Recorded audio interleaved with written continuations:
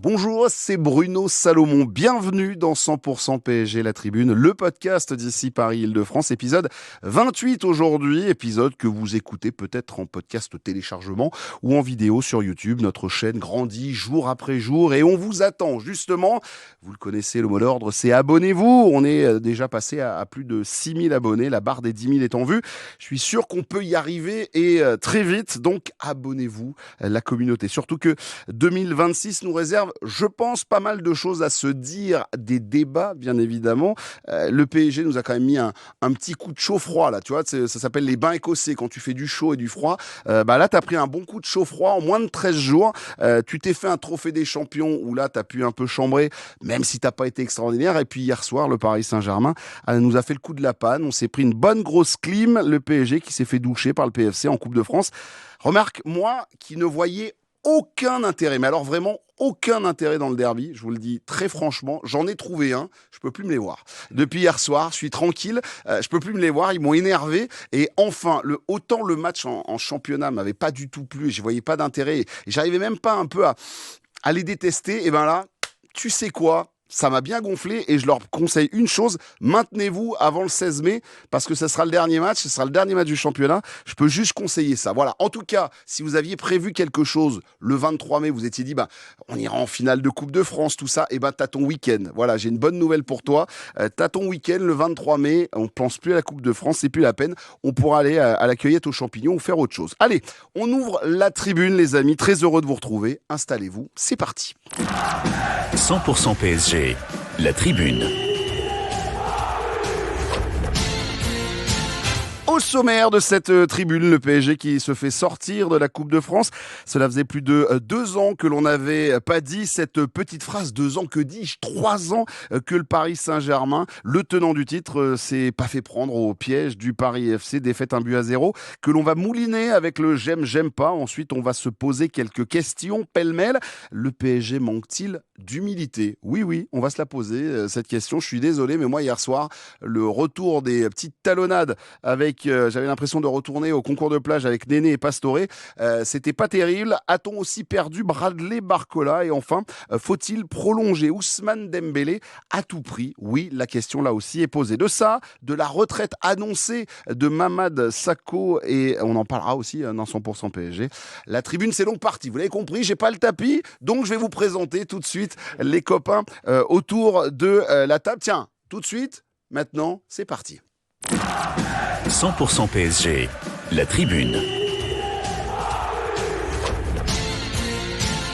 Qui compose l'équipe du jour ? Marc Méchénois, journaliste insider, bienvenue.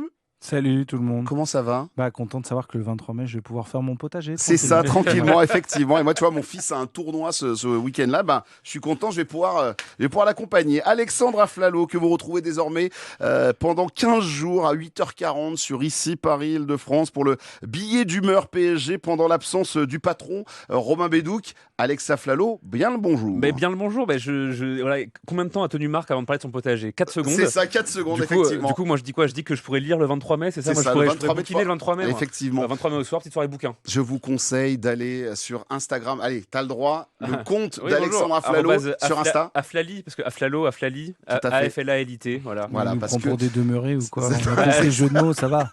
Vous les avez reconnus. Tic et Tac sont donc de retour dans le studio avec effectivement Alex qui se lance blogueur, spécialiste lecture. Et c'est génial. En plus, à suivre. Bravo. Effectivement, j'ai l'impression d'être plus intelligent en le regardant. Ça me fait du bien.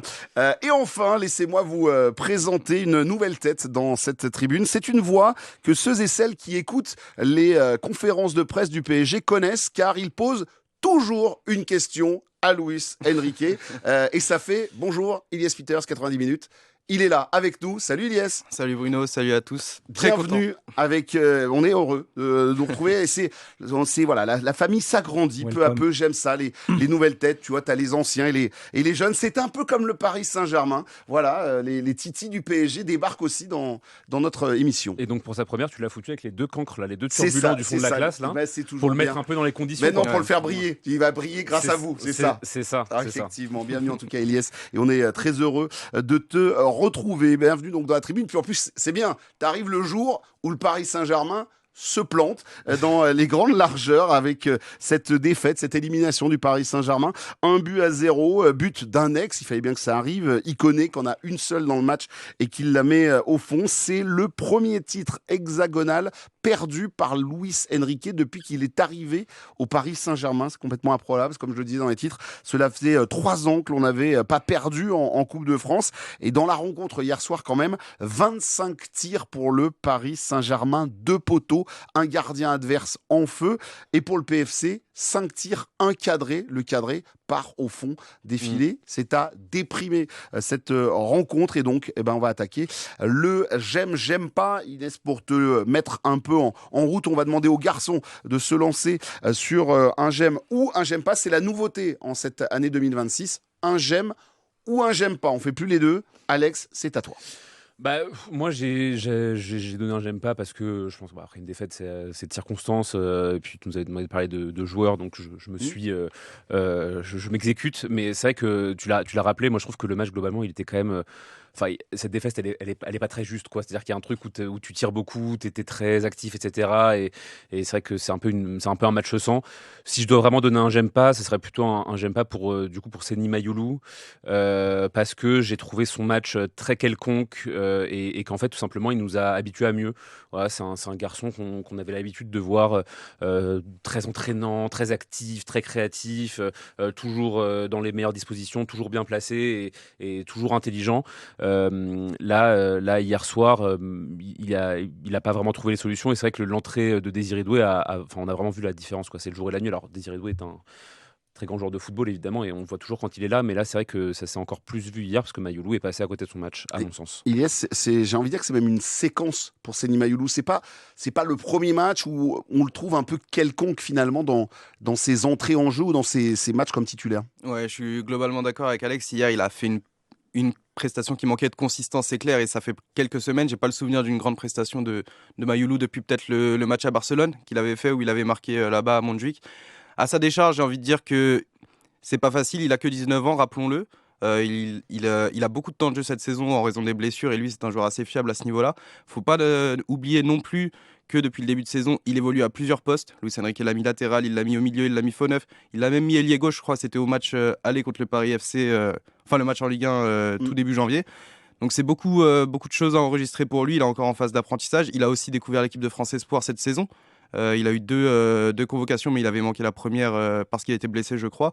Donc ça fait quand même beaucoup de choses qui s'accumulent pour lui cette saison, et notons qu'il est très jeune, donc je me fais pas de soucis pour lui. Marc, c'est un moment logique dans le cursus de Seny Mayulu, où à un moment donné, il faut un retour au banc et peut-être penser à d'autres solutions. Le retour au banc, c'est difficile dans la mesure où tu as un effectif qui tourne. Et lui, il est une variable d'ajustement dans cet effectif. À partir du moment où il y aura un effectif complet, je pense qu'il retournera s'installer sur le banc et il fera partie du turnover régulier de cette équipe. Moi, j'ai le sentiment que globalement, nos deux titis, quand ils reviennent dans leur poste du milieu, en fait, tu souffres de la comparaison parce que techniquement, ils sont un ton en dessous d'un João Neves ou d'un Vitinha, et que s'il y a une concurrence à aller chercher, c'est plus du côté de Fabian Ruiz. Moi, je pense pour Seny Mayulu, dans la mesure où où Warren revient, je veux bien voir le match quand même, parce que Warren est quand même en...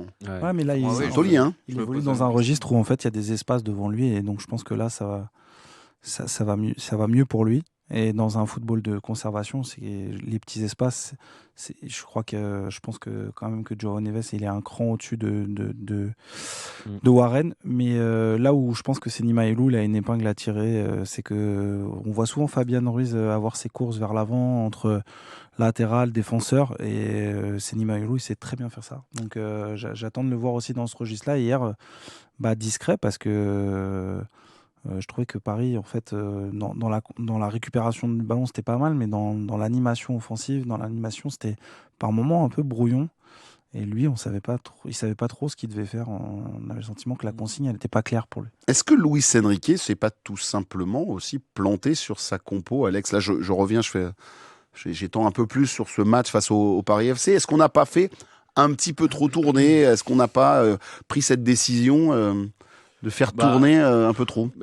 La question, c'est déjà, est-ce qu'il a vraiment le choix de faire tourner ? Moi, je crois pas, parce que là, le mois de janvier est très chargé, tu joues tous les 3 jours, tu reviens du Koweït où tu as aussi un peu usé les organismes, donc tu fais tourner. Mayoulou qui avait pas démarré depuis je sais pas quand, mais depuis un petit moment, j'ai l'impression, il démarre.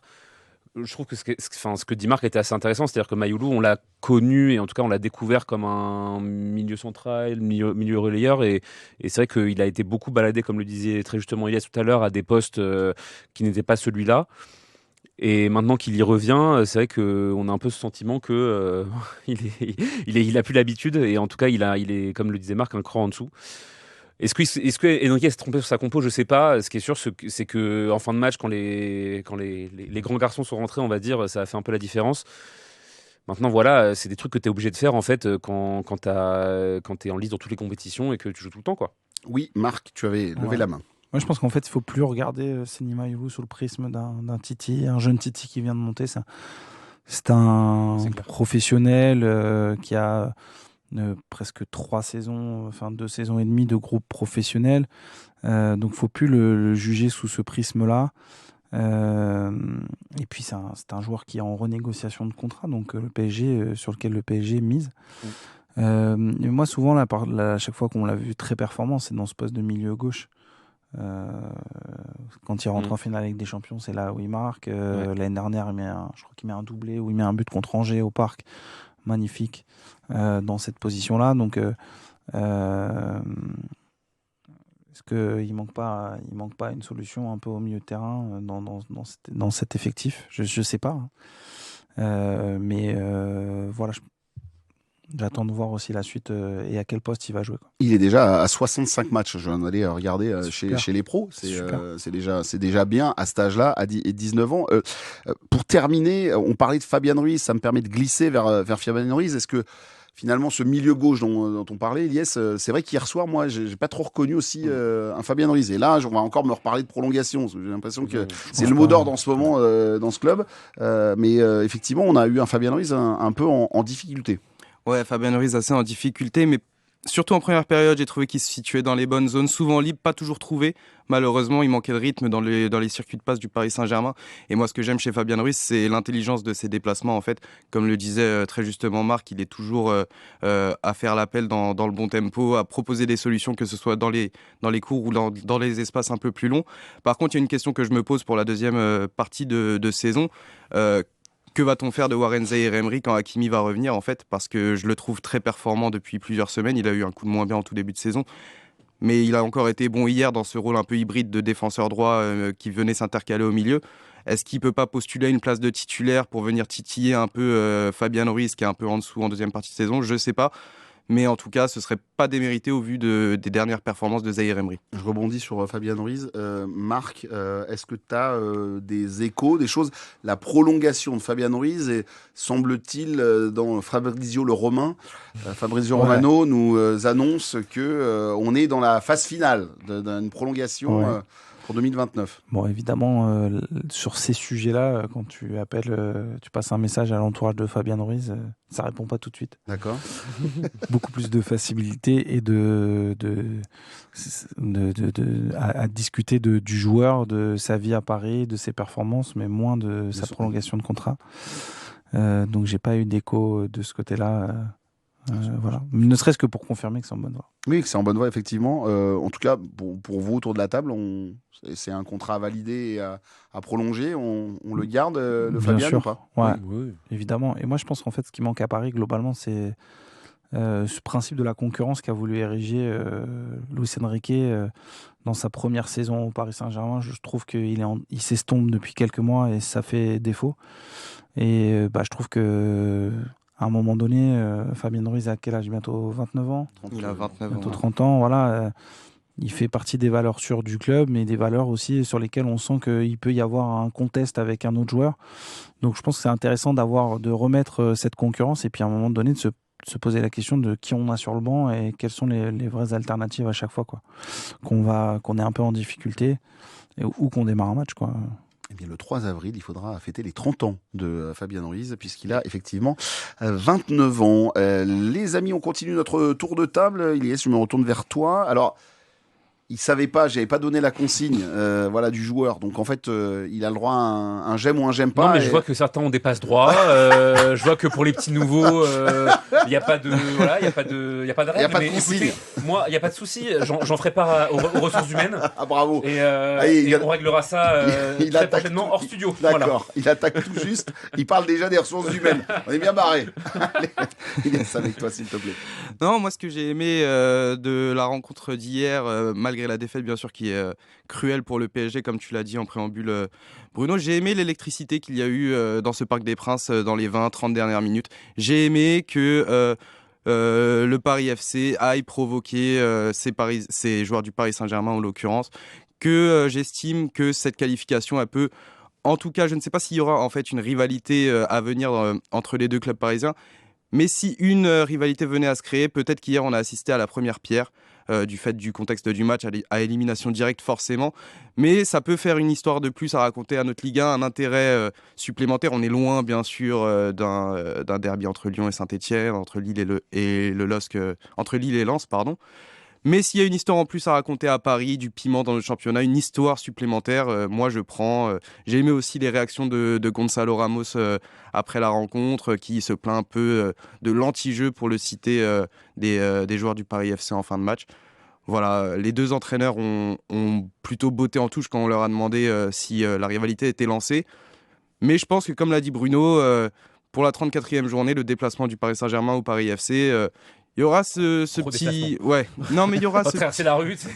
Oui, mais en tout cas, je pense que ce match, comme ça, sorti en Coupe de France, il restera dans la tête des joueurs du Paris Saint-Germain et qu'ils iront là-bas de pied ferme. Et je te rejoins complètement.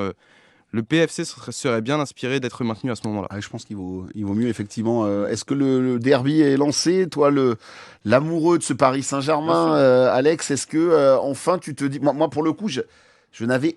Alors, c'était même un peu pédant. Le PFC ne rentrait pas dans mon scope. C'est un truc m'intéressait. Et là, même à cette arrivée en Ligue 1, j'avais du mal à me mettre dedans. Et au final, effectivement, hier soir, en sortant de ce truc, je me suis dit, putain, les boules, quoi.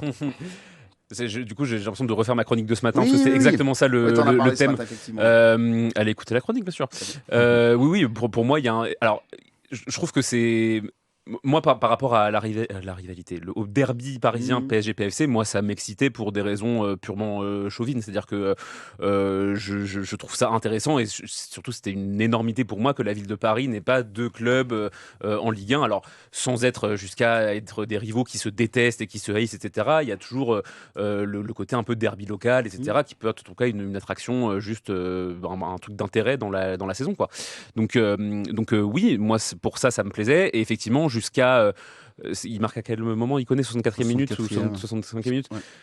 Jusqu'à la 65e minute hier, j'ai l'impression que tout le monde s'en cogne et que... alors il y a de l'ambiance parce qu'il y a toujours de l'ambiance au parc, quoi, mais c'est pas vraiment un truc. Et puis le PFC a marqué, et puis le PSG a un peu senti que ce match leur échappait, et puis là, ça a commencé à se friter un petit peu.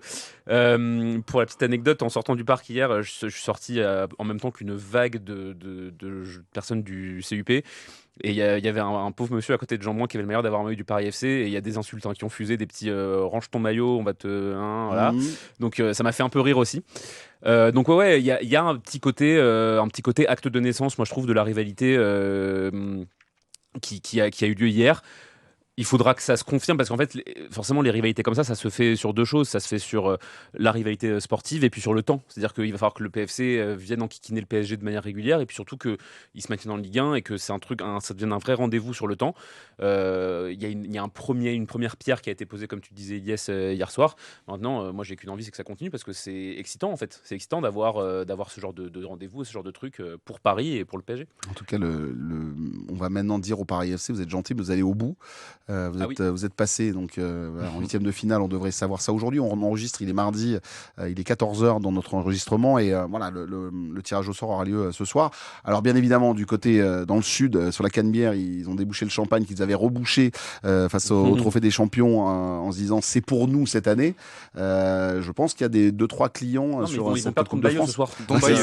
Mais par contre, alors pour le coup, on aime le foot, et effectivement, ça redonne quand même un tout petit peu d'intérêt à la Coupe de France, parce que Paris, aligné tout le monde, marque depuis 3 ans, et Là, tu vas avoir des clubs qui ont de l'ambition et qui vont se dire on peut enfin gagner un trophée sans que le PSG soit sur le chemin, quoi. Ouais, je sais pas, un petit PSG Marseille en finale, moi ça m'aurait donné d'intérêt cette compétition, quoi. Tu vois, tout à fait, je suis d'accord. Surtout quand je vois les deux derniers OM PSG, PSG OM, j'ai pas l'impression qu'on était très très au-dessus voire très très au-dessus de l'OM. Donc après, je trouve que c'est un peu moche à ce moment-là de la saison, quoi, de se faire sortir là.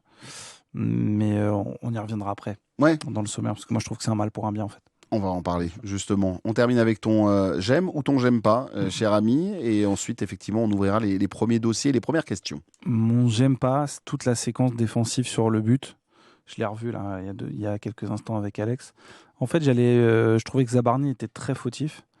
Et l'intervention de Nuno Mendes, elle est problématique parce que... Alors, on rappelle juste le but, donc d'Ikoné, on est à exactement 60 mètres environ. Dans la moitié de terrain. La moitié de terrain adverse, de la moitié de terrain, et on est sur le côté droit, en se mettant dans le sens de la marche pour aller voir Lucas Chevalier. On est côté droit, et là, on a Nuno Mendes qui tente une espèce de driblotin, de je sais pas quoi, face à Kebbal. Kebbal lui pique le ballon, et là, tout se déclenche.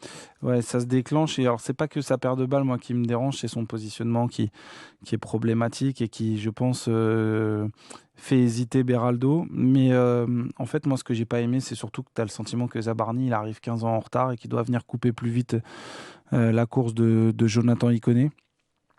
Et que, globalement, je trouve que ça fait beaucoup d'actions où il est très, très fautif cette saison dans le match aller, le premier match. Toi, c'est Zabarni là qui te gêne surtout. Ouais, voilà, Zabarni qui me dérange. Zabarni est quand même fautif sur. Je l'ai beaucoup défendu, mais là, je trouve que en fait, voilà, t'es fautif à Leverkusen, t'es fautif contre le Paris FC dans le match de Ligue 1. Là encore hier, t'es en retard. Ça fait beaucoup, et ce beaucoup cette fois, c'est une élimination en Coupe de France. Plus largement, en fait, il y a un autre point qui m'interpelle dans toute cette thématique défensive. Je me suis fait la réflexion quand il fait le changement, Luis Enrique, je me suis dit... Alors, changement Pacho pour... je pense, je me suis dit, c'est ça. J'espère qu'il ne fait pas sortir Pacho, parce qu'il y a eu un match cette saison où la charnière centrale, j'ai plus le match en tête, Beraldo, Zabarni étaient alignés et c'était très friable. Et à partir du moment où Beraldo est sorti et Pacho est entré, il y a eu énormément de stabilité dans... Pacho est sorti. T'as dit Beraldo. Non, dans le match... Il y a eu un match, un épisode précédent, cette saison en Ligue 1 où la charnière Zabarni-Beraldo était alignée, et c'était très friable. Et à partir du moment où Pacho est rentré, c'est devenu beaucoup plus solide. Zabarni est lui-même devenu beaucoup plus solide. Et du coup, quand il y a eu le changement... Strasbourg Zabarni et Beraldo, je crois, ouais. C'est Strasbourg. Ils en prennent 3. En effet. Et lorsque hier, le changement est effectué, je me suis dit, pourvu qu'ils ne sortent pas... Pacho, et en fait je me demande si sa sortie elle déséquilibre pas, ou son replacement dans l'axe potentiel aurait rééquilibré les choses, quoi. Je vais juste me permettre, à chaque fois que Beraldo est aligné avec Mendes à ses côtés, c'est chaotique, parce qu'en fait, c'est mon avis, mais revoyez le match en finale de Coupe du Monde des clubs face à Chelsea. Mendes monte tellement haut que Beraldo prend des vagues, et alors que Pacho hier, il montait pas trop, et effectivement, il faisait le patron. Sur la séquence, si on revoit bien, en fait, Nuno Mendes, il vient se replacer. Ils sont à 2 contre 3. C'est-à-dire que Zabarni doit être dans la zone de Ikoné, et le passeur, j'ai pas vu qui c'était. C'est Kebbal. C'est Kebbal qui fait la passe. Ils sont à 2 contre 1, en fait. Nuno Mendes, il a 1 mètre. Donc, en fait, soit Nuno, il y va, et puis du coup Beraldo peut être à 2 contre 1 face à Ikoné, soit ils y vont à 2 et puis ils bloquent. Mais il y a un problème. Il y a un problème de surnombre. On est en surnombre et on gère pas il gère pas cette action. Ilyes commence à prendre ses marques dans l'émission. Hop, il a levé la main. On y va. Je me retourne vers toi. Non, moi je suis d'accord avec toi, Marc, sur le déficit de placement de Zabarni sur cette action, mais je soulignerais aussi le comportement de Beraldo que je ne comprends pas trop. Il laisse vraiment, malgré le retour de Nuno Mendes, qui aurait pu, selon moi, couvrir l'axe et prendre son dos, il aurait pu sortir Beraldo bien plus tôt sur Kebbal. Là, je trouve qu'il lui laisse quand même tout le loisir d'avancer, de rentrer dans la surface. Il lui laisse aussi l'angle pour trouver Ikoné qui est dans son dos. Bon, il voit peut-être pas l'attaquant du Paris FC qui se projette dans la surface. Mais Zabarni a sa part, mais je pense que Beraldo aussi est impliqué sur Moi, je pense qu'il est gêné par Nuno, en fait. Le placement de Nuno, on ne sait pas ce qu'il veut faire. Et du coup, ça le fait hésiter entre avancer, reculer pour fermer l'espace vers Ikoné. Et voilà, il y a une séquence là qui vont certainement retravailler à la vidéo. Zabarni, on n'est pas loin. Je ne vais pas parler de flop, mais il y a quand même un léger, voire gros doute. Léger doute, gros doute. En fait, on a tellement été matrixé par l'arrivée de Pacho qui est arrivé, qui a pris les clés de la maison et qui a dit c'est bon, je suis le patron, que Zabarni, pour l'instant, c'est quand même flottant. Hein. C'est clair, on a été mal habitué par Pacho. Maintenant, Zabarni, oui, pour l'instant, il y a des manques.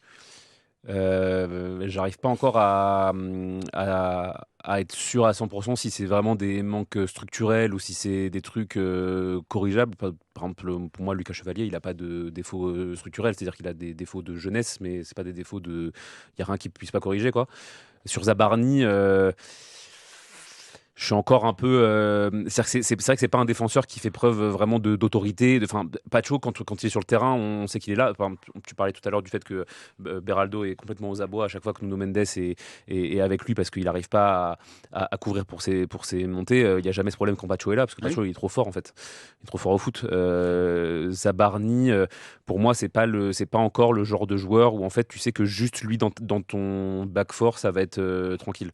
Moi, tu me mets Pacho et 3 bouts de bois, je suis très serein. Là, tu me mets Zabarni et 3 bouts de bois, j'espère que Chevalier est en forme, quoi. On fait un feu de cheminée. Voilà, on fait un feu, quoi. Et parenthèse, ça fait 8 fois que tu dis Nuno Mendes. Il y a Gary de Jesus qui est en train de pleurer du sang là au Portugal. Nuno Mendes. Il n'y a pas de Nuno. T'as pas Nuno. Ah ouais, d'accord. Voilà. Donc voilà. Hier déjà, Pia Clément a mis une tape sur les doigts à notre rabbé national. J'espère qu'il n'écoutera pas l'épisode. On l'embrasse. Mais il en écoute régulièrement. Tu voulais dire quelque chose pour ajouter et on termine sur ce dossier, les amis. Moi, je ne l'enterre pas parce que je vois qu'il y a des choses. Jamais il y a des choses que j'aime bien chez ce défenseur, notamment sa capacité à anticiper pour sortir sur des ballons, son placement qui rappelle quand il est positionné haut sur le terrain, qui est ce que fait Marquinhos quand il est là. Après, c'est vrai qu'il est quand même toujours pris sur les mêmes séquences, jeu dans le dos, duel en 1 contre 1. Je ne lui vois pas l'autorité d'un Pacho dans le 1 contre 1 et surtout la bagarre qui va avec. Et hier, en fait, moi, c'est ça globalement que je reproche, c'est que pour un mec qui a joué la première ligue, de temps en temps, j'ai l'impression que c'est pas il est pas tant à la bagarre que ça, quoi. Moi, hier soir, sachez-le, Eric Rabé, tu l'as entendu, je crois que tu as écouté l'émission, tu as écouté le match, mais Eric Rabé-Santana, hier, s'il avait pu avoir, je pense, Zabarni sous la main, il lui aurait cassé en deux.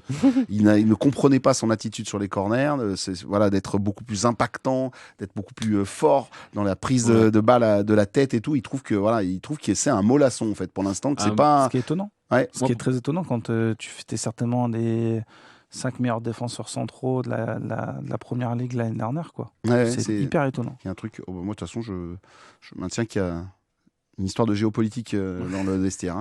N'hésitez pas à regarder les réseaux sociaux quand Luis Campos vient nous expliquer en masterclass qu'il faut absolument regarder les réseaux sociaux de ces joueurs pour savoir exactement ce qu'ils font de leur life et tout, regardez ces derniers temps, les réseaux sociaux de Ilya Zabarni, et ce n'est que sur le conflit, et je peux comprendre, en Ukraine, et ce ne sont que des choses remises là-dessus. Alors, mais quand tu dis géopolitique, c'est par rapport à Safonov ou moi, je restais.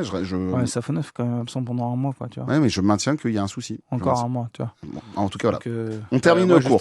C'est vrai que sur les corners, sur le coup de pied arrêté, j'ai pas souvenir. Mais moi, pour le coup, j'ai trouvé quand même, pour dire un point positif sur Zabarni, que justement, il a beaucoup de gagné de duels aériens, notamment sur le PFC a fait beaucoup de longs ballons en fin de match où il dégageait machin. Et pour le coup, Zabarni a récupéré pas mal de ballons de la tête. Il fait 1m89, je pense que c'est un des plus grands joueurs du PSG. Donc, enfin, un des plus grands joueurs par la taille. Donc ça, c'est un point positif. Mais maintenant, c'est vrai que ça reste limité. Les amis, on attaque avec... on a terminé pour les j'aime et j'aime pas. Ça nous a permis un peu de malaxer, de mouliner cette rencontre, cette élimination face au Paris FC, le Paris FC qui avait plus fait d'exploits depuis une éternité, même en Coupe de France, qui s'est offert le scalp du Paris Saint-Germain pour avoir écouté le très frais et rafraîchissant Ilan Kebal en conférence de presse. Lui, il disait venez sur le terrain, venez voir ce que c'est de les jouer. Il fait c'est ultra difficile, il trouve des passes, on comprend rien d'où ça vient.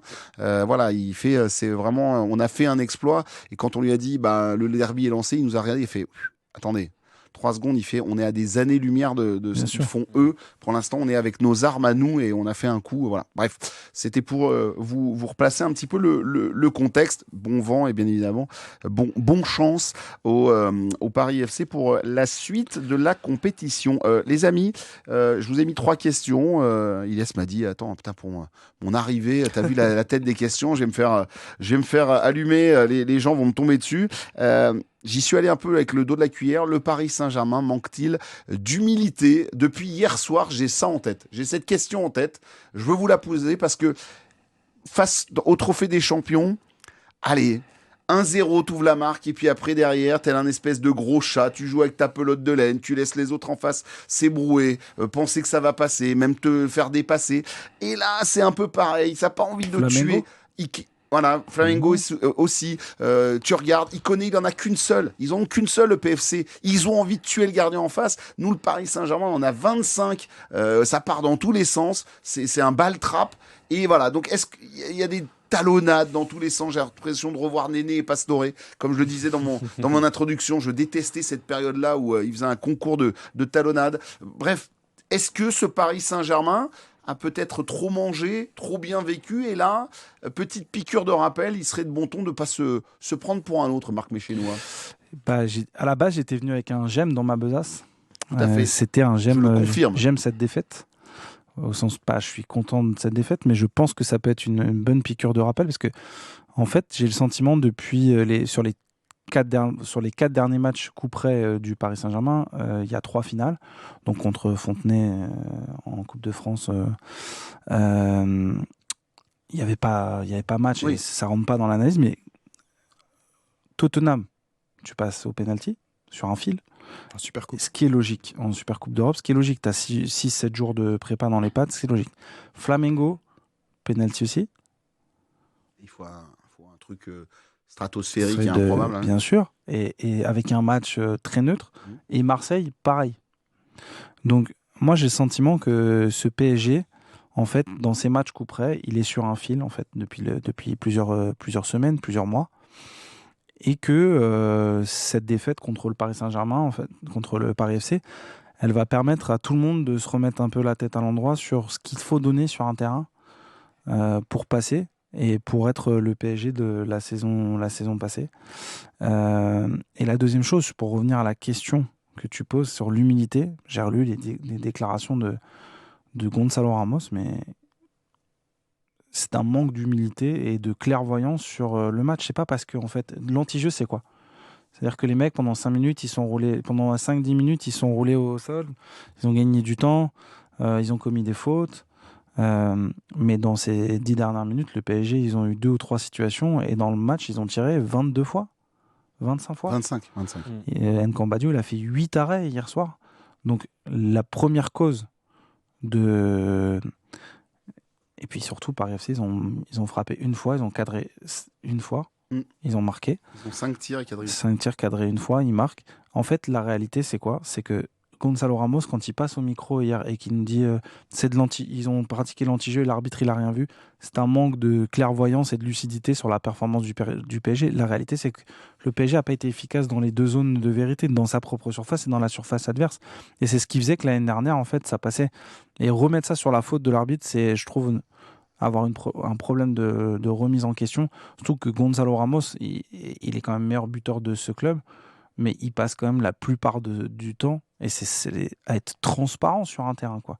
Donc, à un moment donné, il faut faire un constat d'honnêteté et dire on n'a pas été bon dans les 2 zones de vérité, et pour la suite, on va devoir faire mieux. Alex, tu veux réagir aux propos de notre copain? Je suis un peu moins catégorique sur les propos de Marc. Alors, je pense qu'on a tous eu la même réaction hier par rapport à l'attitude du Paris FC. Ils ont été imbuvables, mais comme toute équipe non favorite qui mène 1-0 au Parc des Princes et qui veut aller chercher une qualification, ils ont été détestables, mais c'est le jeu.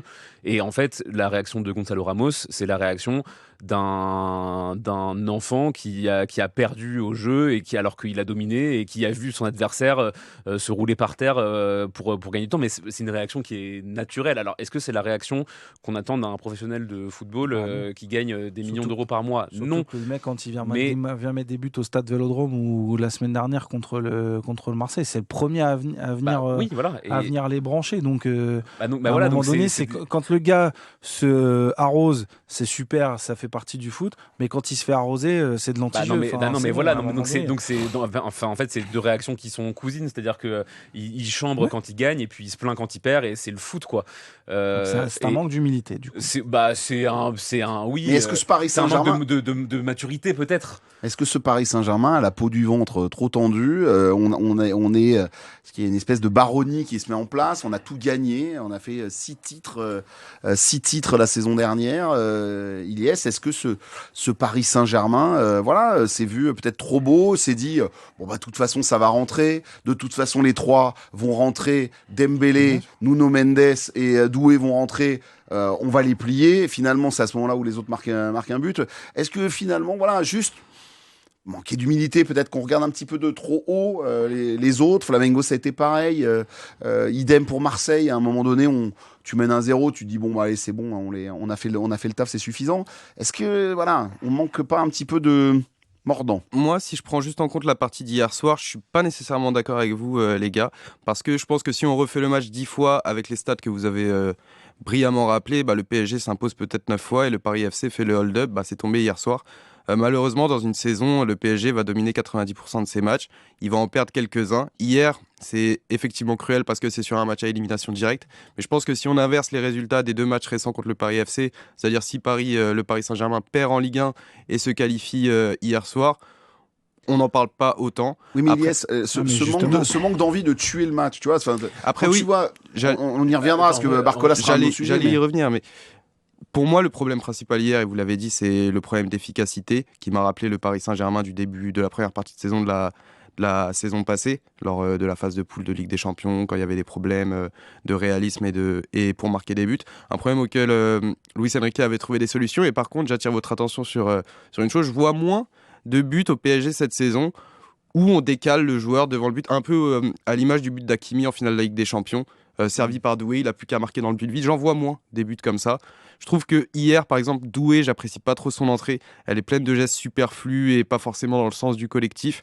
Je trouve que Barcola, on en reparlera, mais son face-à-face manqué, un peu à l'image de celui qu'il avait raté à Bilbao, sur lequel il doit servir Kvaratskhelia en décembre. Mais il y a moins de justesse dans les derniers mètres. Alex. Non, mais moi je suis entièrement d'accord avec ce que dit Ilyes, c'est-à-dire que, je suis d'accord avec toi et d'accord avec ce que disait Marc, c'est-à-dire que un match comme celui d'hier, c'est une anomalie. Mais le PFC l'a dit, Mamie Koné a dit on peut le jouer 100 fois. Donc en fait, évidemment, on s'en félicite et on loue les qualités mentales de cette équipe quand ils vont chercher des victoires à la 95e, quand ils vont chercher des prolongations, des tirs au but, etc. On le loue, on les couvre de louanges et c'est normal. Mais en fait, ce qui s'est passé hier, c'est un peu la pièce qui tombe du mauvais côté de là où elle est tombée du bon côté à chaque fois. Bah si, parce qu'en fait, hier, tu marques à la 95e, tu vas en prolongation et tu gagnes au tir au but. On n'a pas le même débat aujourd'hui. Marc, pourquoi tu dis non? Je dis non parce qu'on sent quand même que sur ces matchs coup près, ils sont sur un fil depuis un petit moment. Oui, et la pièce est tombée du bon côté à chaque fois. Elle est tombée du bon côté et je pense que le fait qu'elle soit tombée du bon côté les fois précédentes, ça les gargarise, ça les entretient dans le fait que cette équipe est invincible, elle a un mental d'acier, elle est capable de revenir de toutes les situations. Mais en vrai, la réalité, c'est que dans le football, les choses, elles ne durent pas ad vitam aeternam et que les équipes qui ont gagné vont finir par perdre un jour. Donc, moi, je trouve que ce PSG a du mal à se renouveler, à insuffler quelque chose de nouveau, dû à la prépa physique, dû à un manque de prépa physique, dû au fait que tu as tout gagné, donc un problème mental, dû au fait que ton effectif a peut-être pas eu assez de sang neuf et de gens qui vont apporter une dynamique et tirer une dynamique un peu neuve cet été. Voilà, il y a tous ces petits trucs et moi je pense que cette défaite-là, hier, cette élimination en Coupe de France, déjà, elle va libérer un peu des semaines de repos pour que, dans des moments charnières de la saison, ce PSG puisse se reposer à la fois mentalement et physiquement. Mais surtout, j'espère que les mecs vont être piqués, que cette âme de gagnant qu'ils ont depuis, qu'ils ont conquis la semaine dernière et qu'ils ont construit la saison dernière, pardon, elle va parler et que l'ego va faire que on va revoir ce PSG de la saison dernière. Tu fais réagir les copains autour de la table, Alex. Tu m'as pas laissé finir, mais quand je disais que j'étais d'accord avec toi, c'était sur ça. C'est-à-dire que jusqu'ici, dans cette attitude-là, la pièce est tombée du bon côté. Effectivement, le PSG, sur ces derniers matchs un peu couperets, il y a eu un côté, comme tu disais, un peu d'urgence, un peu de dos au mur, et qui jusqu'ici a marché parce que le PSG a réussi à marquer dans des moments improbables. Là, effectivement, la pièce est tombée du mauvais côté, donc ça veut dire qu'il va falloir se remettre à tuer les matchs. Et c'est un truc, effectivement, qui cette saison arrive un peu moins. Mais oui, évidemment que je suis d'accord avec toi. Et cette défaite-là, elle va, alors au-delà d'autres points bénéfiques qu'elle peut avoir, notamment sur l'allègement du calendrier. Moi, 4 matchs en moins dans la saison, ça me déplaît pas forcément. Oui, ça va piquer les égos et ça va piquer les joueurs, ouais. Yes, tu voulais aussi réagir sur ce que tu es en train de dire. Je rajouterai une chose, c'est que pour moi, hier, le PSG ne peut pas faire grand-chose de plus que ce qu'ils ont fait. En fait, ils ont juste manqué d'efficacité. On est à une barre de Zahir Emery et à un coup de tête de Zabarni dans le temps additionnel d'arracher les pénaux et pourquoi pas la qualification, parce qu'à ce moment-là, je pense que la force psychologique, en tout cas, elle aurait été... en fait.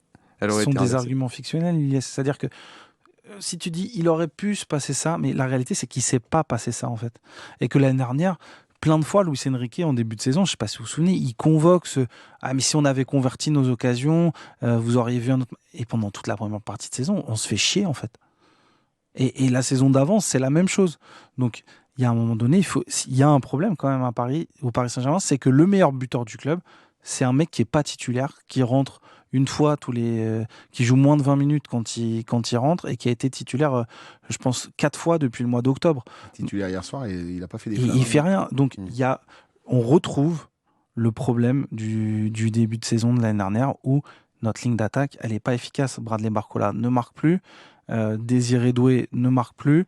Ne marque pas parce qu'il a été blessé, donc il retrouve pas cette dynamique, et donc il doit la retrouver. Et Ousmane Dembélé, pareil. Donc on a un déficit d'efficacité qui est un problème que le PSG va devoir régler. C'est pas sur ce match-là, quoi. Est-ce qu'on n'a pas aussi peut-être un groupe Ilyes qui a tout gagné la saison dernière, effectivement manque de peut-être de nouvelles têtes, mais surtout qui va un peu choisir ses matchs. C'est-à-dire que là, le PF, ça va passer. On n'a pas besoin de pousser. Alors que sur la Ligue des Champions, je suis persuadé que le réveil sera allumé pour le Sporting. Je sais pas, c'est plus une question ouverte qu'une affirmation.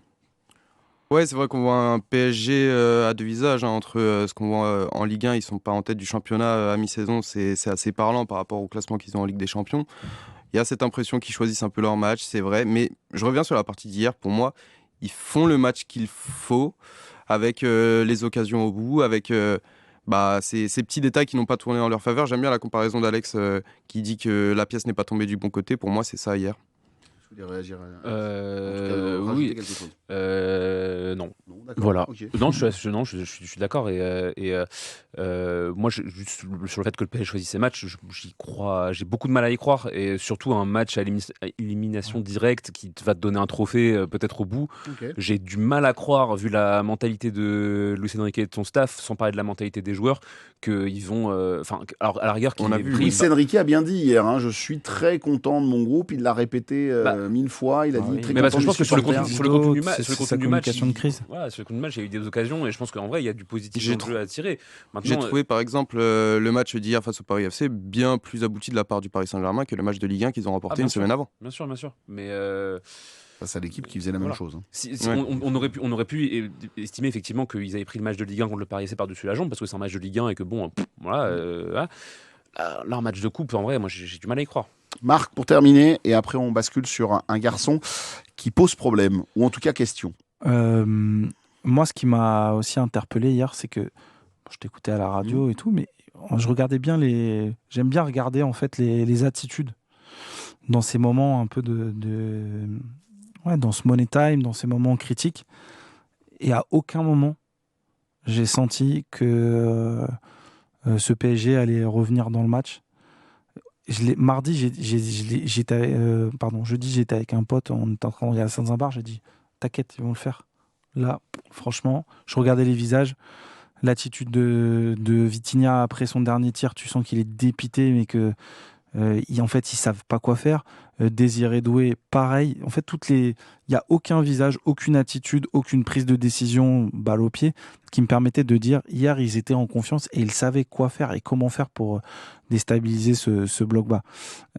Du coup, moi je pense que c'est pour ça que ça va leur faire du bien, parce que là hier ils étaient, je pense, à la fin du match, un peu perdus sur comment on fait pour planter un but, et sur le fait notre magie, on l'a un peu perdue, il va falloir la retrouver.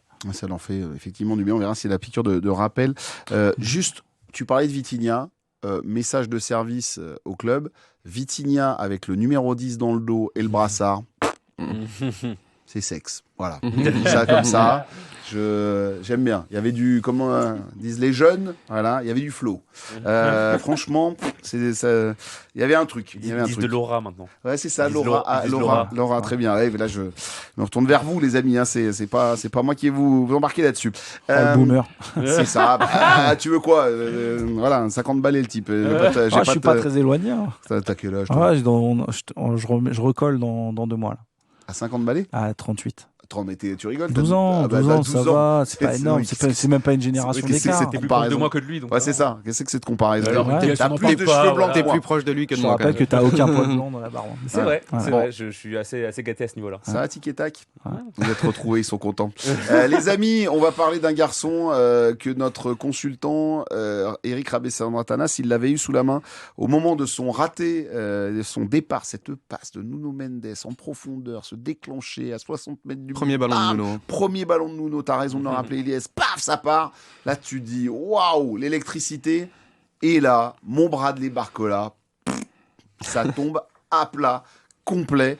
Tu te dis, c'est pas possible. Il tire à côté dans le petit filet, c'est pas cadré. Un Bradley Barcola, certes, qui a fait une très belle tête pour le trophée des champions, cette tête somptueuse pour venir là, délicatement donner ce ballon à Gonzalo Ramos pour le but parisien de l'égalisation face à Marseille, cette petite pause de clim dans le stade de Kuwait City, très bien. Mais globalement, on a quand même un Bradley Barcola qui, je ne sais pas s'il traîne sa peine, mais qui semble un peu moins heureux finalement dans ce Paris Saint-Germain, moins de sourire et beaucoup plus maladroit depuis plusieurs temps. Et d'où cette question, a-t-on perdu Bradley Barcola? Alors, je rassure Bradley, j'ai fait il y a 1 an le débat, a-t-on perdu Gigio Donnarumma après voilà, la boulette de trop. Bon voilà, et tu sais quoi, je te souhaite la même chose. Mais quand même, on va se poser la question, a-t-on perdu Bradley Barcola, un garçon qui me semble pas du mieux au mieux. Mon cher Alex Aflalo. Oui, bonjour, monsieur Salomon. Merci d'être venu. Avec plaisir. Dans Bouillon de culture. Bouillon de football. Moi, je vais vous faire un aveu. Avant ce face-à-face, je trouvais qu'il faisait un bon match. Voilà. Après le face-à-face, j'ai fait bon, allez. On peut plus. Allez, Bradley, c'est bon là. Ça tu nous as fait une mat fort. Non, mais en fait, moi j'ai beaucoup aimé justement. Et je trouvais qu'hier, justement, il était à l'initiative. Il a tenté des choses. Il y a son espèce de tir un peu de loin, centre-tir qui est dévié par Nkambadio sur la barre. Il y a une frappe enroulée première intention qui arrive juste à côté. Et moi, je trouve qu'il est dans des bonnes dispositions et il tente et c'est bien. Mais je dirais pas qu'on l'a perdu, mais lui, il a perdu quelque chose. Il a perdu cette étincelle, il a perdu ce côté tueur devant le but. L'année dernière, début de saison, il n'y a que lui qui marque. On est face à un vrai attaquant, un vrai buteur, quoi. Là, il a perdu ce truc-là, cette espèce de relation privilégiée avec le fond des filets. Il faut qu'il le retrouve de toute urgence parce que c'est une dimension qui est trop importante pour les ailiers dans le football d'aujourd'hui et surtout dans le PSG Luis Enrique. Il faut qu'il retrouve ce truc-là, quoi. En tout cas, c'est vrai que c'est un garçon, Ilyes, qui... Alors, oui, dans les attitudes, mais quand même dans le langage corporel, on lui reproche depuis des plombs, mais on est toujours sur ce même... on a envie un peu de le secouer, quoi, lui dire, pétard de sort, cadre, quoi, fais quelque chose sur le match. J'aime bien la remarque que tu dis, le manque de sourire, pour moi c'est ça, clairement. Je pense qu'il y a plusieurs éléments qui peuvent avoir provoqué chez lui une petite perte de confiance. Tout bêtement, nous, ça nous passe peut-être pas à l'esprit, mais le fait qu'il n'ait pas été titulaire en finale de Ligue des Champions, le fait que Doué est inscrit à doublé, on a parlé de Dembélé, Kvara a marqué, mais pas lui. Ça, pour moi, c'est des faits marquants qui sont peut-être encore dans sa tête et qui, dans une jeune carrière comme la sienne, peuvent amener à un tournant. Ça reste un jeune joueur. Hier, finalement, on parle beaucoup de son face-à-face, mais l'action où il est le plus dangereux, c'est sur l'action que tu citais, le centre-tir qui pour moi est involontaire. Au final, c'est sa seule frappe cadrée. Donc oui, c'est toujours la même remarque. Manque de précision dans le dernier geste, à l'image du PSG hier de toute façon. Mais je le sens un peu à l'écart par rapport aux autres, par son profil aussi, parce qu'il a un profil vraiment d'ailier de côté, qui attaque la profondeur, qui fait des courses, par rapport au Dembélé, au Doué, au Kvara, qui sont plus dans les petits espaces, à porter le ballon. Lui, il faut vraiment le lancer en profondeur. Donc j'ai aussi le souvenir de cette soirée du 22 septembre où le PSG était à Marseille et les blessés étaient au Ballon d'Or. Lui, il était blessé et il était ni au Ballon d'Or ni à Marseille. Donc pour moi, tout ça, c'est des... Ouais. On a bossé. Hein. Mais oui, non, le 22 septembre, après, son club... il n'était pas nommé. Ouais, bah oui. Non, mais il était tout seul en fait ce soir-là. Enfin, moi, je sais pas ce qu'il faisait ce soir-là. Mais... Je sais pas, peut-être qu'il avait quelqu'un avec Non, lui. mais attends, pour moi, tout ça, la finale de Ligue des Champions, il n'est pas titulaire, il perd un peu sa place sur la deuxième partie de saison au profit de Doué et son tu viens émergence. représenter le PSG en plus, on a été élu équipe de l'année, fallait monter sur scène. Pour le Ballon d'Or. Je sais juste, Ah je oui, sais il pas était comment pas c'est dans les foutu les invitations, quoi. Mais Mais c'était pas. je sais pas, je te reçois jamais. Avec Nasser, je me rappelle. Hein? Il y avait que Nasser pour présenter l'équipe. Il n'y avait pas les autres joueurs du PSG. Si, Neves était là, Dembélé était là. Oui, ils étaient là dans la salle, mais ils ne sont pas montés sur la qui étaient tribune. nommés.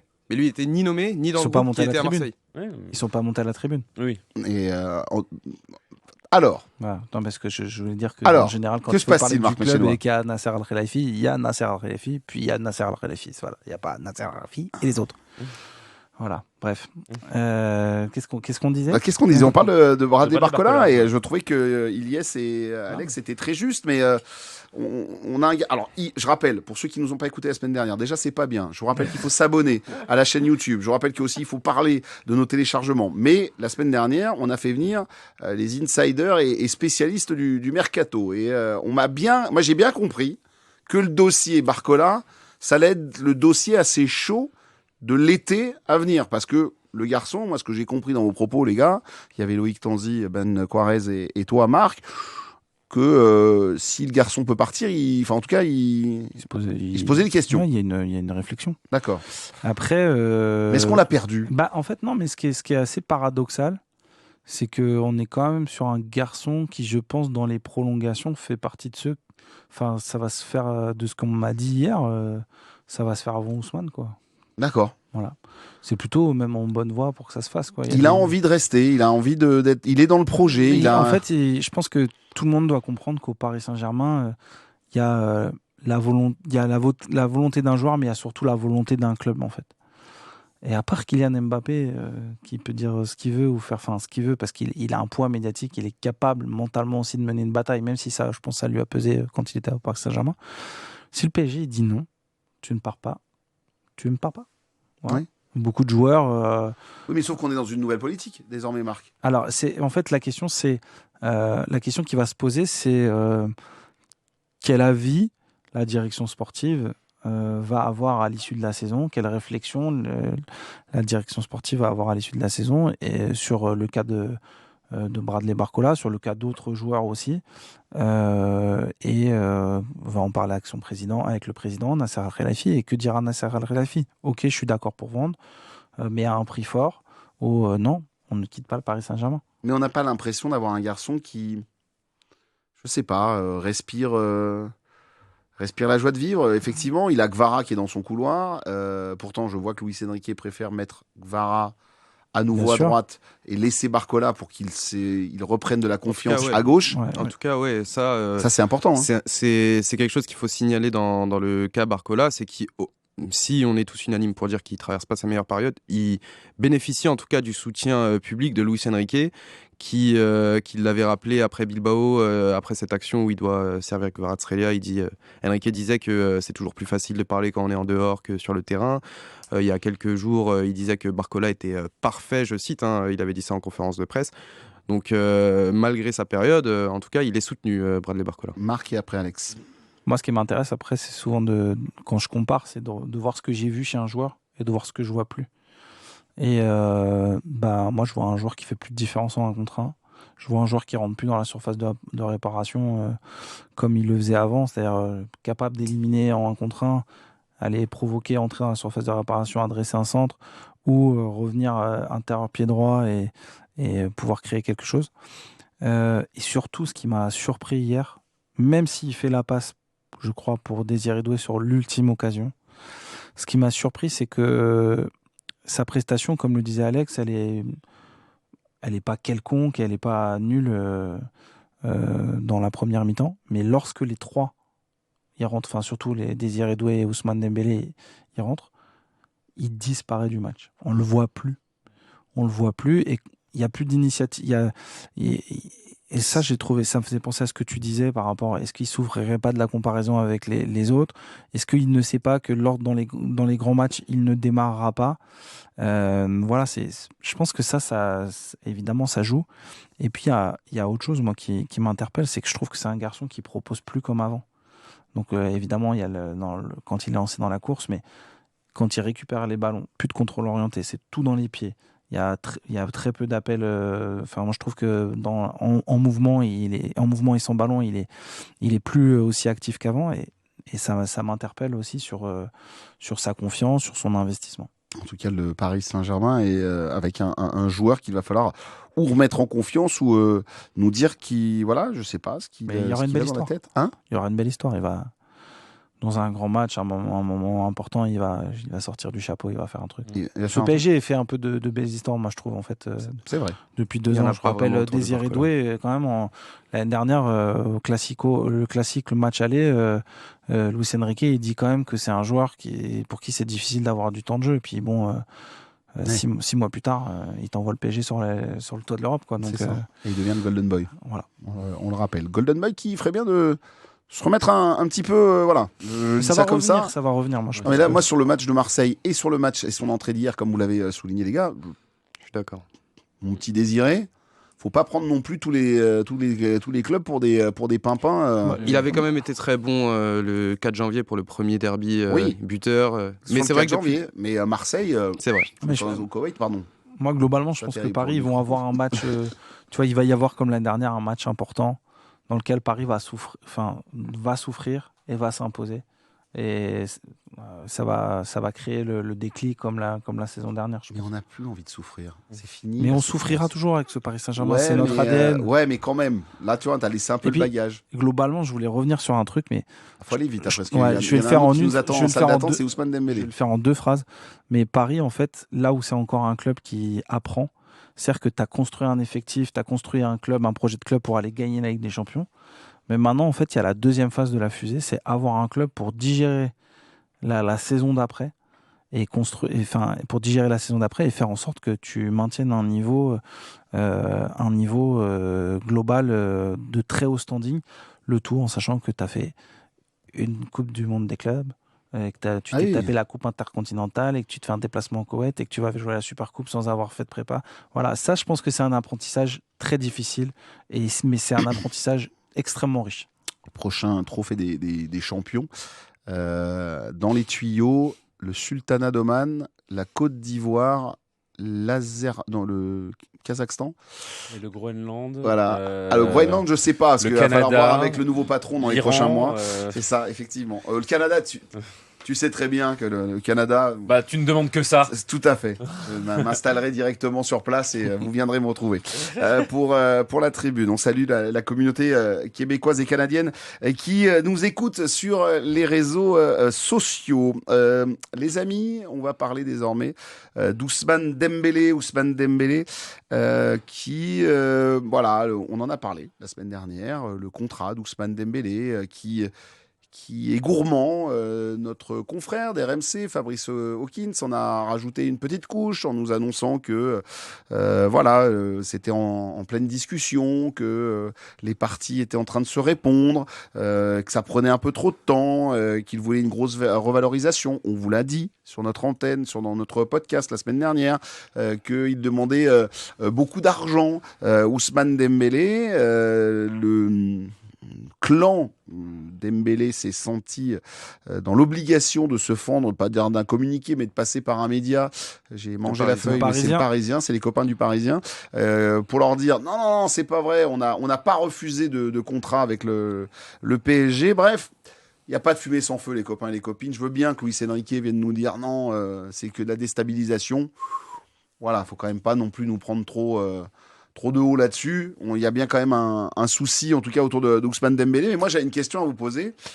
Faut-il prolonger Ousmane Dembélé à tout prix ? Est-ce que, à 30 millions d'euros, il faut le faire absolument ? Il faut partir dans des prix complètement délirants, revenir sur ce genre de joueurs qui ont des salaires totalement fous et que tu n'arrives plus à gérer après ? Ou se dire, écoute, mon petit Ousmane, c'est où tu prends ce qu'on te donne, ou sinon, c'est pas grave, on se dit au revoir, on se fait un bisou et on s'accompagne à l'aéroport. Et si tu reviens pour les vacances, n'hésite pas, passe nous voir. Alex. De deux choses l'une. La première, c'est que évidemment, maintenant que le PSG a trouvé son équilibre et son cadre en termes de grille salariale, et qu'en fait, ça a apporté quelque chose de sain et de cohérent, que ce soit dans le vestiaire et au niveau du club, pour moi, il serait tout à fait incohérent, voire dangereux d'en sortir pour n'importe quel joueur que ce soit.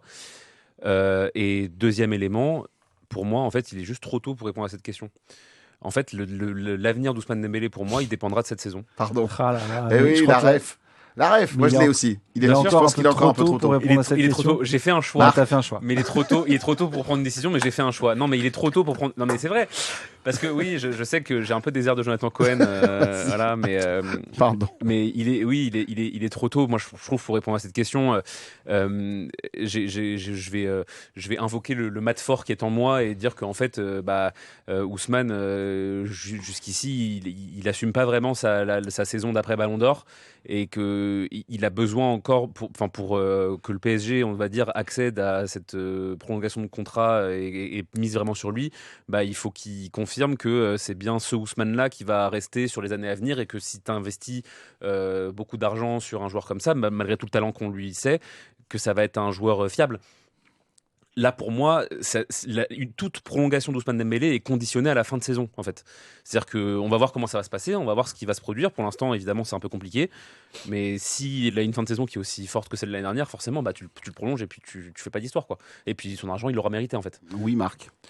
En fonction des prochains mois, moi, je pense que ça peut être un des sujets du mercato d'été.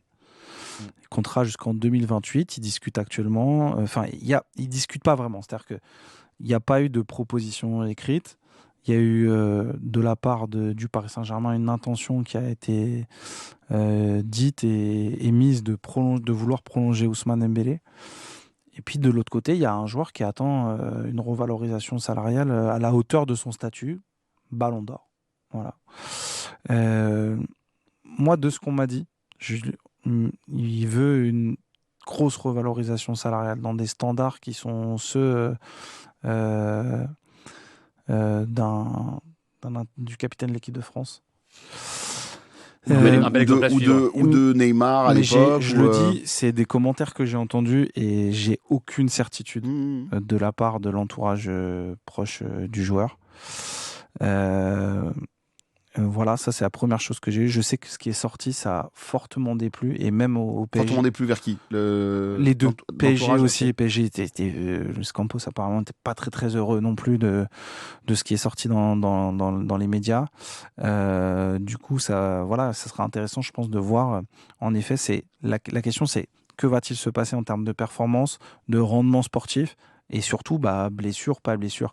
L'autre chose qu'il faut dire, c'est que ceux qui connaissent Ousmane Dembélé, ils disent que Ousmane, il tirera pas sa carrière pour aller enchaîner des contrats jusqu'à 38, 40 ans. C'est plutôt quelqu'un dont on dit que autour de ses 30 ans, il pourrait aller tranquillement migrer vers l'Arabie Saoudite et y finir sa carrière et il forcera pas jusqu'à 35, 36 et au-delà en fait. Le football oui, mais il y a aussi d'autres choses qui l'animent. Donc moi je pense que avec son statut de Ballon d'Or, il peut réclamer des choses au PSG, mais il peut aussi en réclamer ailleurs Et donc, c'est pour ça que ça sera un dossier à suivre aussi durant le mercato d'été prochain. Tout ce que je dis, c'est pas, il n'y a pas que des infos, mais il y a aussi une part de logique et d'expérience que j'ai aussi par rapport au marché des transferts. Aujourd'hui, je pense bien qu'un club saoudien n'a pas de problème pour venir mettre 60 millions d'euros ou 80 ou un peu plus pour le ballon d'or sortant. Je rappelle que Karim Benzema émarge à, je crois, entre 100 et 200 par an. Avec les primes de performance. Donc, pour Ousmane Dembélé à 29 ans, je crois qu'après la Coupe du Monde, il n'y aura pas trop de problème pour aligner ces sommes-là. Je voulais juste insister sur un point avant de laisser parler Elias, mais il y a aussi ce qu'a dit Marc, il est en fin de contrat en 2028, il n'y a aucune urgence de le prolonger. C'est-à-dire qu'à la fin de la saison, il restera 2 ans de contrat. Et ça, c'est hyper important, c'est-à-dire qu'il n'y a vraiment aucun stress à avoir. Mais est-ce qu'on prolonge à tout prix? Est-ce qu'il faut absolument... Non. Ou est-ce Non, c'est là. Non. Moi, je suis globalement d'accord avec Alex dans l'optique qu'il est, malgré son statut de Ballon d'Or et tout ce qu'il a pu accomplir lors de la deuxième partie de saison, il a connu beaucoup de blessures cette saison et je pense qu'autour de la table et parmi tous les observateurs parisiens, personne n'a la garantie que là, pour les 6 prochains mois de 2026, il va réitérer ce qu'il a accompli l'année passée. Il y a toujours cette part de doute qu'il n'y a pas chez tous les joueurs de l'effectif du PSG, par exemple. On sait que... Son niveau le plus haut est vraiment très élevé, mais il y a cette part de doute autour de lui. Je rajouterais une chose dans son dossier, c'est ce qu'il incarne. Il incarne quand même le PSG qui a gagné. Il incarne ce premier défenseur de ce PSG nouveau visage de Luis Enrique. Il représente aussi quelque chose de très fort dans le groupe et dans le vestiaire, forcément, de par son statut et tout ce qu'il a accompli. Je me rappelle de ce que disait Désiré Doué la semaine dernière, après le match d'Ousmane Dembélé. Oui, c'est un leader, il change la face de l'équipe quand il est là. Maintenant, sa saison, si on parle honnêtement, elle vient de débuter. Pour moi, sa saison, elle a commencé face à Vendée en Coupe de France fin décembre. Avant, il avait eu quelques apparitions par-ci par-là, mais aussi beaucoup de blessures et des absences. Moi, j'attends de voir. Alex l'a bien rappelé aussi, son contrat, il pousse jusqu'à 2028. Le PSG sera sûrement à la recherche de nouveaux leaders, de nouveaux visages, en cas de départ de Marquinhos aussi, qui va peut-être quitter le club cet été. Il peut incarner ce personnage-là dans les 2 saisons à venir. Et après, on verra. Mais pour moi, c'est pas une nécessité absolue de le prolonger. En tout cas, on suivra, bien évidemment. Oui, tu voulais terminer, Marc ? Moi, j'avais un truc à dire. On parlait de l'apprentissage de ce club qui s'est construit pour aller gagner une Ligue des Champions, qui apprend aussi à digérer une saison lourde. Je pense que ce PSG doit aussi, ça je le dis depuis longtemps, mais ce PSG doit apprendre à séparer de ses meilleurs éléments à l'instant, au meilleur moment. Je prends le Real Madrid. Si on regarde bien dans la génération de 2010-2020, à un moment donné, tu as su te séparer de Raphaël Varane. Tu as su te séparer de Cristiano Ronaldo. Tu as su te séparer de Casemiro. Un peu tôt pour Xabi Alonso, je trouve. Ouais, non, mais je parlais des bons joueurs. Ouais, grave. Mais eux, voilà, il y a eu ce moment où, en fait, ceux qui ont fait leur gloire, ils ont su leur dire au revoir vraiment au moment parfait. Et c'est très difficile à faire, je trouve, dans le football. Et en fait, il faut à un moment donné savoir se séparer de l'affect, faire les choses proprement aussi pour... pas comme le PSG a su le faire ces 15 dernières années, parce qu'en vrai, il faut aussi se dire que l'RQSI s'est émaillé de séparation. On ne sait pas se dire au revoir. On ne sait pas se dire au revoir et on se sépare en mauvais termes. Il y en a beaucoup, beaucoup, beaucoup. Et maintenant, voilà, il est temps de dire, de se dire, soit on continue ensemble, ou soit on se sépare, mais de le faire en bonne et due forme, mais de trancher dans le vif. On rappelle, voilà, on va suivre, on fera une émission fin de contrat et autres, juste très court. Et après, je veux qu'on parle de Mamadou Sakho avant de se quitter. Je profite de t'avoir. Désolé, on tient le crachoir avec Marc, mais Noah Camara, dossier important, jeune du centre de formation, tu tiens la corde là sur les réseaux. Je vois que c'est toi qui nous parle beaucoup de ce dossier. Garçon qui pourrait ne pas rester au Paris Saint-Germain. Ouais. Ça peut partir à Strasbourg ou à Lyon. Alors Strasbourg, des infos que j'ai, ils sont très très loin dans la course. Ils ont fait une prise de renseignement dans le courant de la semaine passée. Pour le moment, il n'y a rien de plus. Donc, à mon sens, aujourd'hui, il n'y a que, selon mes informations, il n'y a que Lyon qui est sur le dossier. Et ça pouvait se faire en transfert. Côté du PSG, on évoque quand même l'idée d'un prêt. Mais voilà, moi, j'avais l'idée que ça pouvait quand même être un transfert aussi. Et voilà, ça pourrait être, à mon avis, avec le jeune Ilyes Ousni le seul mouvement de cet hiver. Oui, Ilyes. Pour compléter un peu les infos de Marc, on me dit que des clubs anglais et allemands, dont j'ai pas les identités malheureusement, suivraient aussi le joueur. Bien sûr, le dossier est particulièrement avancé avec Lyon. Pour moi, des infos que j'ai, c'est le club lyonnais souhaiterait une offre de prêt avec option d'achat. Et il y a des discussions. Donc, voilà. Moi, juste un conseil à Noah Camara, tu fais ce que tu veux, mon garçon, mais tous les défenseurs qui sont partis du Paris Saint-Germain pour aller en Allemagne, Junior Dinaï Bimbe est à Brest désormais. Enfin, je t'en fais toute une liste. Il est milieu. Si Après, oui, il était défenseur. Tandis Kwasi, il a joué un peu ça ouvre aussi un petit débat sur la plupart des jeunes qui montent. La plupart sont des offensifs. Njantou, cette saison en tout cas. Njantou, Noah Nzoki, il y a eu Jean Jal en tout début de saison. Les défensifs un peu moins. Pourtant, Noam Camara s'entraîne avec les pros depuis février de l'année passée, enfin février 2025. Franchement, moi, je changeais mon bidon de lessive entre Beraldo et lui. Je partais sur le jeune pour une fois. J'aurais bien tenté. Oui, moi, Alex. pour ma part, juste sur le dossier Noam Camara, je n'ai aucune info sur ce sujet. Donc, moi, on m'a rien dit. On m'a rien dit. Bravo. Je suis pas dans la boucle apparemment WhatsApp des infos de Noam Camara, mais je suis ravi d'être là néanmoins. Voilà. Et ben écoute, on va se retourner vers toi parce qu'on aurait pu le recruter, parce que c'est finalement c'est un garçon qui nous a dit adieu hier, adieu.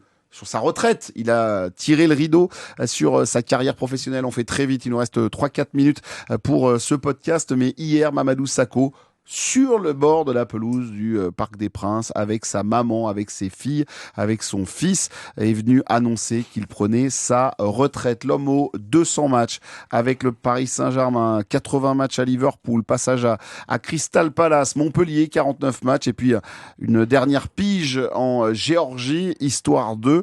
Et ensuite, ça nous fait 420 matchs en professionnel pour Mamad Sakho, le guerrier qui... Allez, est-ce qu'on parle de légende ou est-ce qu'on parle d'un guerrier qui pose les armes et qu'on retiendra longtemps? Déjà dire que quand même hier soir on a appris deux choses. La première, c'est que Mamadou Sakho prenait sa retraite. La seconde, c'est qu'il était encore en activité. C'est ça. Donc voilà. Moi, je pensais qu'il vendait des trucs à Dubaï. Non, mais ravi d'avoir appris qu'il joue encore au foot. Moi, je suis toujours très enthousiaste par rapport à Mamadou Sakho. C'est un joueur que j'aimais tellement. Tellement quand il était au PSG. Et évidemment pour moi, alors c'est pas galvaudé de dire que c'est une légende du Paris Saint-Germain, parce que il y a ce truc de Titi qui a marqué quand même l'histoire du club, si je dis pas de bêtises, plus jeune capitaine de l'histoire du Paris Saint-Germain, qui a représenté quelque chose d'important dans l'identité du Paris Saint-Germain, dans l'identité de Paris, au-delà des 200 matchs qu'il a joué. Alors 200 matchs, c'est pas rien. Ah non. 200 matchs, c'est loin d'être rien. Au-delà de ça, il a représenté quelque chose de l'identité de Paris, de l'identité parisienne. Il y a toujours cette image de lui, Paris, tu peux pas tester, qu'est-ce qu'il y a là, son dessous de maillot là, floqué. Il y a l'image de quand il surplombe un Marseillais, je sais plus quel Marseillais c'était, qui est au sol et qui le regarde comme ça en mode les classicos, ça se joue aussi avec les épaules, et voilà. Le Trocadéro, forcément. Et ouais, je sais pas, évidemment, grande légende du Paris Saint-Germain, mais pas que pour les exploits sur le terrain, pour tout le reste en fait. C'est un joueur qui restera à jamais lié à l'histoire du PSG. C'est le numéro 3 éternel pour moi, avec Kipembe bien sûr, mais... Moi je pense qu'il a fait juste une erreur dans sa jeune carrière, c'est qu'il aurait jamais dû claquer la porte au Paris Saint-Germain et accepter de continuer Évidemment. la route à côté de Thiago Silva et Marquinhos, mais ça c'est après un avis tout à fait personnel. Ilyes, tu l'as vu hier soir à la mi-temps du match, le PSG avait préparé une petite conférence de presse avec lui. On lui propose de rester un peu au PSG. Il y a peut-être des choses qui... Est-ce que toi, il faudrait pour toi le garder dans le giron, tu sais, faire... Il y a le club des légendes, il a sa carte du club des légendes, mais est-ce qu'il faut lui donner un rôle quelque part au PSG? Un rôle dans l'organigramme, je ne sais pas encore, il est sans doute trop tôt pour se prononcer là-dessus, mais en tout cas, je rejoins complètement Alex. Moi, je suis beaucoup plus jeune que vous, donc j'ai pas pu vraiment le voir évoluer sous les couleurs du Paris Saint-Germain, mais je sais ce qu'il incarne. Pour les jeunes de mon âge, de 20-25 ans, c'est vraiment le premier Titi qui, en plus, s'était imposé au tout début de l'RQSI, plus jeune capitaine, tu l'as rappelé, de l'histoire du club, avec les difficultés qu'il a eues dans son début de carrière, on les connaît. Donc pour tout ce qu'il incarne, même auprès des jeunes, je crois qu'au campus de Poissy, il a une salle à son nom. Donc c'est pas rien, ça prouve aussi du personnage qu'il est dans cet écosystème du Paris Saint-Germain. Donc voilà, une légende claire du club. Marc, tu lui fais une place au club, toi, ou il aura toujours son rond de serviette, il pourra venir, mais voilà, il a sa salle, comme vient de le dire Ilyes. La question quand tu fais une place au club, c'est pour faire quoi en fait? Qu'est-ce qu'on apporte de qualitatif? Je sais pas, tu vois, je pense qu'il faut attendre aussi que chacun prenne son envol ou émette le désir de se former, tu vois, c'est surtout ça, chacun prend des initiatives pour se former. Je suis pas sûr, je crois pas que Mamadou Sakho soit en train de passer des diplômes d'entraîneur ou de formateur, donc ça veut aussi dire des choses, je pense, peut-être sur ses orientations professionnelles. Il est en business. Après, je pense qu'un rôle d'ambassadeur, il représenterait très très bien le club, dans la mesure où c'est l'un des joueurs, l'un des premiers joueurs à avoir placé le curseur de l'amour pour ce maillot traduit sur le terrain à un niveau, je pense, rarement égalé. Cet investissement qu'il avait sur le terrain et cette détermination qu'il avait à chaque match pour ce club, il y a très peu de joueurs, voire peut-être équivalent avec Presnel Kimpembe qui ont mis autant d'investissement pour ce maillot. Et je pense que lui, quand il est parti, c'était un crève-cœur. Et moi, je reviens sur ce que tu disais par rapport au fait de rester à côté de Marquinhos et Thiago Silva. Je pense que c'est aussi un des premiers qui a compris que dans ce vestiaire, les étrangers, et c'était une des vraies problématiques de l'époque, les étrangers allaient avoir beaucoup plus de crédit et d'écoute et de poids que les Titi, qui sont eux des amoureux fous alliés du club. Et je pense que c'est pour ça qu'il est parti, c'est avec cette pointe de regret qu'il est parti. Je voudrais juste rappeler un truc, c'est que l'année dernière, Mamadou Sakho, il était au mois de mai, 31 mai, il était de l'autre côté de où nous étions, mais il était en tribune à Munich, et il n'était pas en tribune avec le club et tout, il était en tribune avec les supporters. C'est vrai. Et c'était comme beaucoup de gens aussi, mais lui, il y était, et il était comme un gamin, comme un fou, un amoureux du PSG. Et c'est aussi ça, je pense, pour ça que ce rôle d'ambassadeur, ça peut bien lui aller parce qu'il n'y a pas de semblant, il n'y a pas de faux semblant sur son amour pour le club. Oui, Alex, très court et on se dit au revoir. Dernier mot vraiment rapide. Mamadou, si tu nous écoutes, t'as 35 ans, t'es à la retraite maintenant, par pitié la crête. Vire. Ça y est, franchement, t'as pas. Non, c'est bon. Mamadou Sakho sans crête, c'est non. Non, mais là, je suis en train de voir les images de sa conférence de presse, là, la crête blonde, les lunettes aviateurs et tout, c'est bon, on n'est plus en 2007. Mamadou, passe à autre chose. Franchement, la crête, c'était bien il y a 10 ans, c'était marrant et tout, là, c'est terminé. Surtout quand on fait dans le real estate. C'est ça. Et Mamad, pardon. Voilà, allez, on va te chambrer une bonne fois pour toutes. Mais Sakho Properties, je vous conseille de les suivre sur Instagram. C'est génial. Il y a des vidéos. Il y a des vidéos qui sont exceptionnelles. Franchement, allez-y. Faites-vous plaisir. Dites-moi ce que vous en pensez. Mais moi, je suis client, mais client. Alors, client des vidéos. Ouais, que client des vidéos. Je peux pas du tout acheter dans l'immobilier de luxe à Dubaï, il n'y a pas de souci. Mais par contre, je m'éclate à regarder les vidéos, j'en suis désolé. Allez, les amis, on termine là-dessus, sur ce sourire. C'est parti, on se dit au revoir.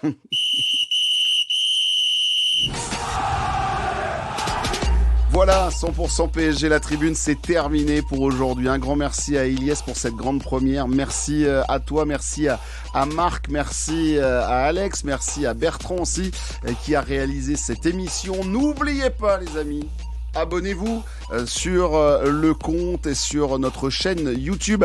C'est important, c'est ce qui fait bouger les algorithmes et ce qui nous fait un peu avancer et qui nous fait bien avancer justement. Le prochain rendez-vous pour... Tiens, ça maintenant je peux vous l'annoncer parce que là c'est en train de s'enregistrer à 15h. C'est parti, mais n'oubliez pas le mag de Pia Clément. C'est vendredi, invité exceptionnel. Antoine Comboiré, après avoir fait 6 coliacères pendant 2h30, qui a des petits airs de looping dans l'agence touriste avec sa casquette et qui a des anecdotes extraordinaires sur le vestiaire parisien. Bien désormais, c'est Antoine Comboiré qui va débarquer dans le mag. Il y aura le billet d'Alexandra Flalo, 8h40, le café à la main, la tasse de café, les petits biscuits. Il vous dit ce qu'il pense de l'actualité du Paris Saint-Germain. Et nous, pour le prochain match, c'est PSG Lille, c'est vendredi. Monsieur Giroud et sa bande débarquent avec Monsieur Olivier Létang. Avec monsieur, oui, Ethan Mbappé, effectivement, un ami de la maison. Lui, c'est un ami de la maison. raison, l'autre non. Mais voilà, parce que Ethan, il aime vraiment le Paris Saint-Germain, c'est son club. Allez, les amis, on se laisse. Puis oui, on n'oublie pas Olivier Létang qui viendra nous faire encore des grands cours sur l'arbitrage à l'IA. Voilà, ça aussi, c'était une belle idée encore du foot français. Merci à toutes et à tous de nous avoir suivis. Abonnez-vous, n'hésitez pas à partager sur les réseaux sociaux. On se retrouve la semaine prochaine. Ce sera Pierre Clément qui présentera la tribune, puisque moi je serai du côté de Lisbonne. Merci à toutes et à tous de nous avoir suivis. Il est temps de débrancher ce podcast.